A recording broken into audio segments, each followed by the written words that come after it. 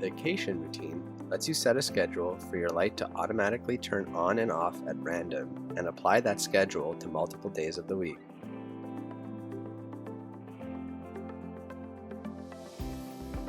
Open the Globe Suite app and press the Smart Device tab to go into the device's controls. Then press the Routines tab at the bottom of the screen. From the Vacation panel, press the slider in the bottom right corner to turn the feature on. Once on, the days of the week selected and the time of the device turning on and off will appear in green. If you want to change the days and time frame, press the Edit button in the top right corner of the panel.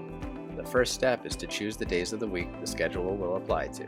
Each day is represented at the top with an initial. To select a day, press on it and it will turn green.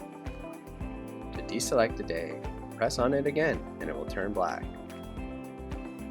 The next step is to pick a time frame for the device to turn on and off.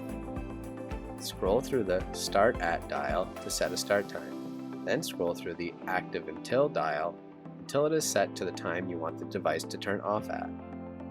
The last step is to adjust the color and brightness of the light once it's on. Use either the color temperature slider or the preset colors above the slider to select your preferred color temperature.